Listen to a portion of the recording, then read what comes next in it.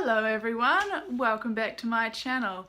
Today I'm just going to kind of talk through how I did this portrait of Hugh Jackman looking like a total hunk as the Greatest Showman. So yeah, let's get into it. So just starting out with a outline of our drawing, I just went in with this doing freehand. I usually would use a grid, but in this particular instance I just thought, what the heck, and just went for it. So I just did the outline with a brown pencil rather than using a graphite pencil to map out that outline. I did this because with graphite, sometimes if you kind of work over that with colour, it's really hard to remove that grey colour if you've accidentally put coloured pencil on top of it. And with a brown pencil, it's already kind of a natural skin tone anyway, so you're going to kind of get away with that. Briefly, to talk about getting your proportions right, I would suggest just looking at each feature and starting off with one, like an eyebrow, and just measuring the distance between the eyebrow and the eye and kind of measuring that against the distance between the eye and the nose and working out the difference between those things rather than just trying to look at the whole picture as a whole and getting really overwhelmed. Just do it bit by bit and measure things out. Into shading, I'm just starting off by getting my highlights and my shadows in. So obviously starting with the eyebrows and the eyes and just those really white highlights that we can see on the tip of the nose, the forehead, and various parts of the face structure.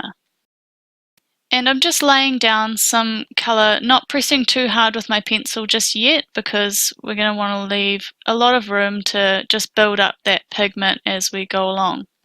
Shading, I want to keep a consistent direction of the strokes that I'm making, and I'm only really pressing down on one end of each stroke, so I'll start at the top and just press down until I get to like the bottom of like a small area and do that continuously. It might look like I'm just kind of scribbling it in there, but I'm not. I'm only pressing down at one side, so I never get any like scribbly, scratchy marks. So just so you know, for the skin I'm using white, ivory, a light flesh, bistre, and a burnt umber colour. Here with the bistre for shadowing, just those quick, short, gentle strokes all in the same direction so that you're not getting any overlapping ugly scribbles on there. I am going to be working over that shadow again, I'm sure, using the white colours and then the cream colours and then back again with that darker colour, because with coloured pencils you kind of need to build up the layers and mix the texture of the pencil together. It's quite a dry, oily base, so it's quite different to regular pencils. I'm probably going to say it like 1,000 times, but the main piece of advice I have in this department and in any drawing, to be honest, is just to take your time. I mean, it does feel like you just want it to be done and you just want it all to look like a finished drawing, but if you don't just have some patience and just work those layers one at a time, it's just going to be disappointing and you're going to be like, why did that look shat? So yeah, just be patient. Start working on the beard stubble area, so I'm just making sure I've got those shadows down. So for this stubbly beard area, I'm going to be using a dark sepia pencil, which is the darkest brown before you get to a complete black. And my main advice for this is have your pencil sharp at all times. For these sharp little hairs, it's going to pay off so much to be sharpening your pencil all the time. And you're going to want to press really hard at like the base of the hair and just flick it out, and it's a lighter pressure as you end that stroke. So lots and lots of tiny little strokes in that same style, and just take your time. Honestly, that's just, I'm going to say it 1,000 times, but it's just so important. It's also important just to be looking at the direction that the hairs are growing in.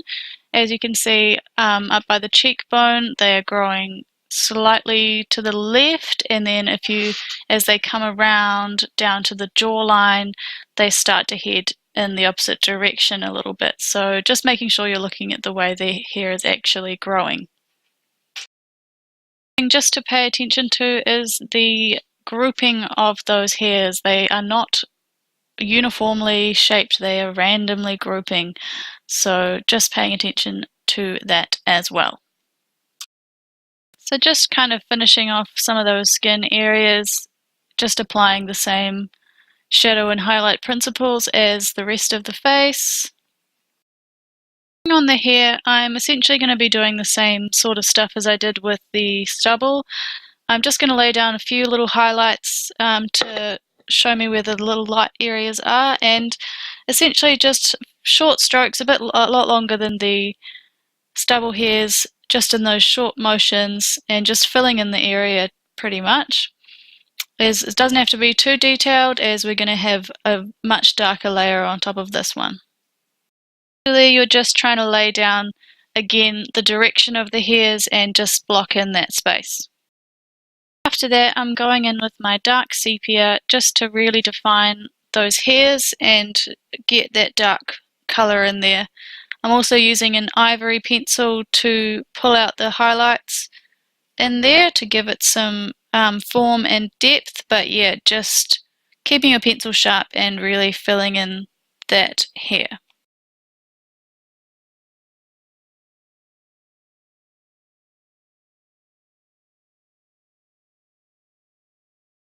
I'm essentially finished with the face and I'm moving on to the clothes, and I'm not going to talk too much about them because honestly I'm not a huge fan of drawing clothes.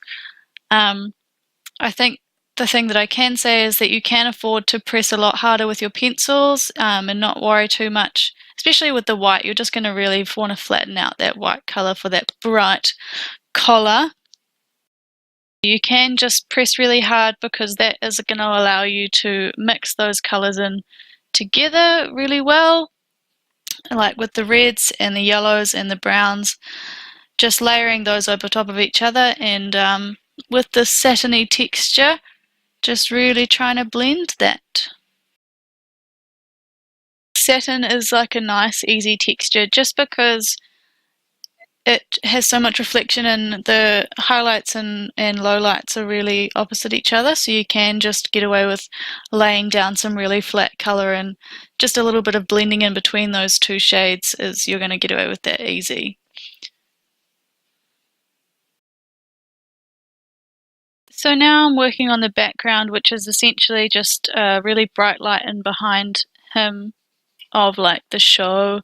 I'm not going to talk too much about it as well, just because I don't really have much advice. I just essentially copied the reference and I pressed pretty hard with my pencils and just really got a lot of light colours in there just to kind of illuminate that area behind him. I thought it just kind of brought him forward out of the page, and that's why I added a background.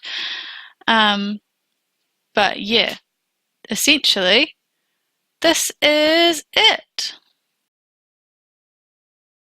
Oh, here we have it, the final drawing.